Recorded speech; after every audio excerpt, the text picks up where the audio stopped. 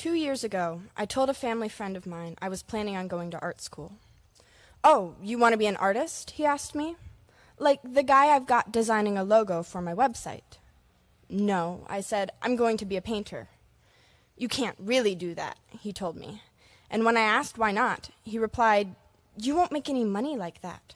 I just don't want you to starve." I wish people went to art museums more. I think if they were to see the way in which art continues to thrive and move the world, they would be less inclined to tell young artists that our dreams are going to starve us. There is a strange but popular misconception that art is somehow losing relevance in our society. I'm here to tell you that the importance of art is not fading. Entire periods of human history are characterized by their art, and this one will be too. Our species has not been around very long. 2.8 million years, and the first record of the development of human thought was art. The cave paintings of our earliest ancestors show an incredible reverence for the ability to tell stories and replicate one's own world with one's own hands. The earliest expressions of spiritual and religious belief can be found in these cave paintings. Devotion to creation has not faded as our species has evolved.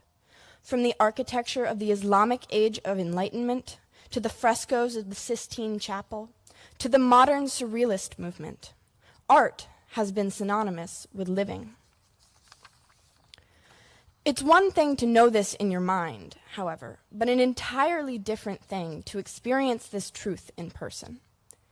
In Barcelona, Spain, there is a museum called the Fundació Juan Miró.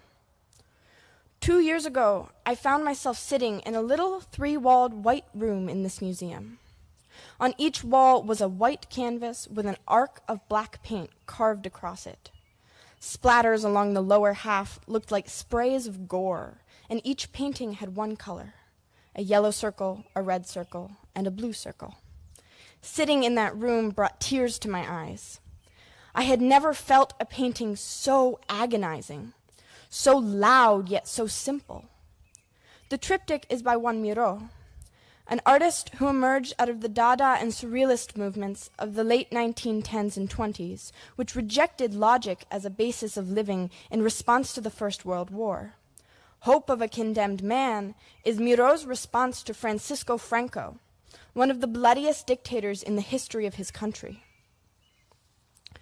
To experience the suffering of a nation in splatters of white paint is a profound experience.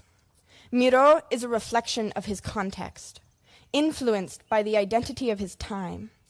He is one of countless many. They fill the walls of museums and the foundations of holy sites. They can be found in Florence, in the palatial halls of the Uffizi, where the Italian Renaissance is a living, breathing thing. They cluster the rooms of the Barnes Foundation in Philadelphia, a collection of the new and progressive of the last 2 centuries. And they rotate through the pristine corridors of the Museum of Modern Art in New York, a constant flux of now. 2 months ago, I stood in another small white room, this time in the MoMA. 4 walls, and on each wall hung a picture of an African-American family. They smiled benevolently down at me from dinner tables, park photo shoots, family photos. "We are among you. We are around you. We are within you. You are safe," the installation exclaimed in huge red letters. I moved out of the room and through spaces filled with images of police brutality, street performance art, and thought dumps.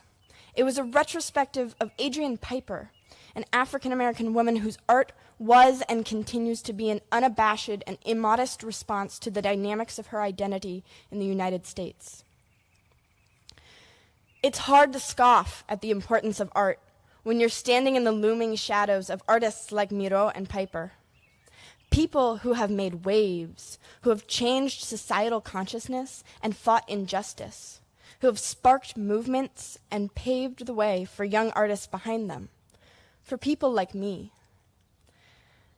Art builds upon itself. I would not exist here as I am without Basquiat, Dalí, and Rauschenberg. They would not have existed as they did without Picasso, Kahlo, and Matisse, Cézanne, Van Gogh, Seurat, El Greco, Michelangelo, Da Vinci. Art is a process of constant exploration and redaction, investigation and refinement. Every century, every decade, every year builds upon those that came before.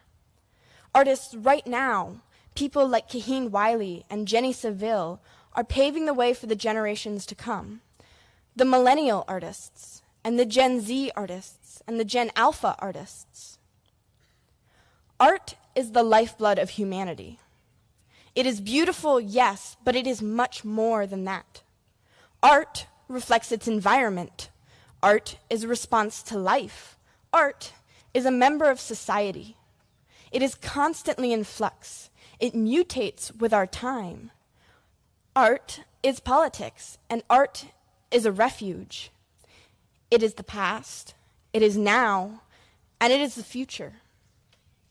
I do not plan on being the next Monet or the 21st century Rembrandt, because their times are not the times that we live in.